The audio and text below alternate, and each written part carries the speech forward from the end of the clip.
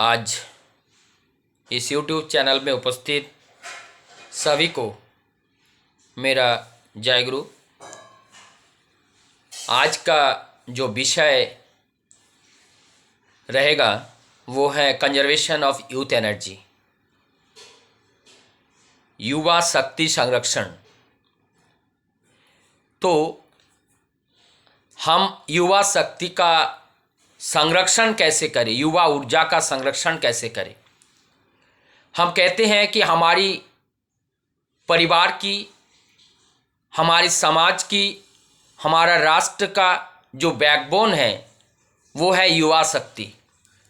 लेकिन वो जो युवा शक्ति का जो शक्ति है, उस शक्ति का संरक्षण अगर नहीं होगा तो युवा शक्ति का वो ऊर्जा कहाँ से आएगा। तो युवा शक्ति का ये संरक्षण के लिए जैसे कंजर्वेशन ऑफ सोइल, मिट्टी का जब हम कंजर्वेशन संरक्षण के लिए सोचते हैं तो उस मिट्टी की संरक्षण के लिए पौधा लगाया जाता है और वहाँ घास लगाया जाता है, जिससे वहाँ का जो मिट्टी है वो इरोजन नहीं हो पाते हैं। वो एक स्थान से दूसरे स्थान पर वायु द्वारा या किसी जीव जंतु द्वारा उसको नष्ट नहीं कर सकते हैं। तो यहाँ पे हमें क्या रोपण करना चाहिए जिससे हम युवा शक्ति को कंजर्व कर सकते हैं। पहले तो हम देखें कि युवा शक्ति का नुकसान किस तरीके से आज हमारे समाज में हो रहा है। जैसे हम जब देखते हैं इस युवा शक्ति का जो हनन हमारे समाज में आजकल जो हो रहा है, ये कई पथ में ये सती हो रहा है।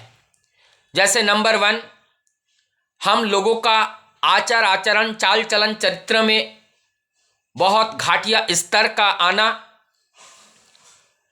हमारे जीवन शैली में मादक द्रव्य को जीवन का एक अभिन्न अंग मान लेना, जीवन का आनंद का वस्तु मान लेना, एवं आज जो हमारा चरित्र का रक्षा ना कर पाना और जो पश्चिम सभ्यता को सहजता के साथ हमारे जीवन के साथ जोड़ करके आमोद प्रमोद के साथ जीवन यापन करने का शैली अपने जीवन में अपनाना, अपने माता पिता, गुरुजन, गुरुओं के प्रति श्रद्धा के कमी आना और अपने जीवन का मूल्यबोध को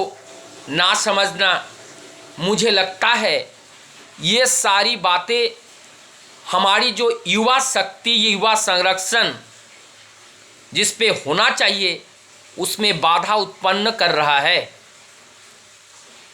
तो आजकल सभी लोग शिक्षित हैं, एडुकेटेड हैं। ये शिक्षा हम किस लिए प्राप्त करते हैं?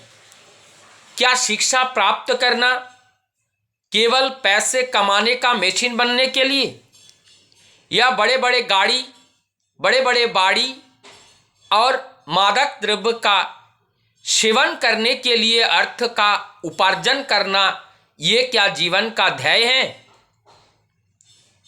हमारी जीवन का लक्ष्य वही है जो मैंने इससे पहले गिनाया, जो हमारे चरित्र का स्तर को गिरा रहा है, उसको समझ करके अपने जीवन का मूल्यबोध को जानना। और ये ज्ञान, ये सजगता, ये चेतना हमारे अंदर तभी आती है जब हम अपने आप को पहचानने की कोशिश करते हैं। अगर मैं अपने को देखना चाहूँ, अपने चेहरे में, अपने शरीर में कपड़ा मैं सही पहना हूँ या नहीं पहना हूँ, जैसे मिरर के सामने जाकर खड़े होकर के हम देखते हैं हमारा कहीं पे कोई कमी तो नहीं है, इस तरीके से हमारा जीवन को देखने के लिए एक मिरर रूपी आदर्श जीवन में जब तक नहीं होता है तब तक हम अपना कमी को देख नहीं पाते हैं, और जब तक कमियां ही मुझे समाज में नहीं आता है तब तक हम अपने कमियां को दूर कैसे करेंगे।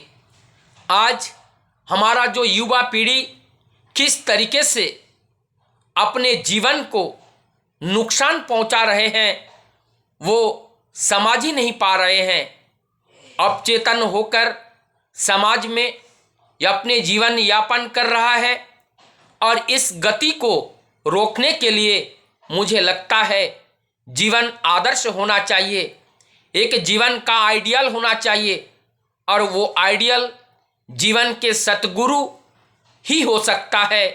जैसे पुरुषोत्तम राम, जैसे भगवान श्री कृष्ण, जैसे बुद्ध, जीसस, गौरांग महाप्रभु, रामकृष्ण परमहंसदेव, इस तरीके से परम दयाल श्री ठाकुर अनुकूल चंद्र वर्तमान में इस धराधाम पे आए हुए हैं। जब उनका जीवन आदर्श को हम अपने जीवन चरित्र में उतारने का प्रयास करते हैं तभी हमारा ये जीवन सुरक्षित रह सकता है, नहीं तो ये जीवन सुरक्षित करने का और कोई उपाय नहीं है। मैं सभी लोगों से यही विनती आग्रह करूँगा कि अपने अपने जीवन में एक आदर्श होना अत्यंत आवश्यकता है, और आदर्श ही होता है गुरु। जब तक जीवन में एक सद्गुरु प्राप्त नहीं होता है तब तक इस जीवन की वास्तविक मूल्यांकन का बोध हम नहीं कर पाते हैं, और उस बोध को जानने के लिए ही एक जो सर्वज्ञ पुरुष होते हैं, जो सर्वज्ञ महापुरुष होते हैं, उनको सानिध्य लाभ करके हम अपने जीवन को सुंदर बना सकते हैं। आज का वीडियो यहीं तक रहेगा। मैं आप सबका मंगल प्रार्थना प्रभु के चरण में करता हुआ विदा लेता हूँ। जय गुरु, वंदे पुरुषोत्तम।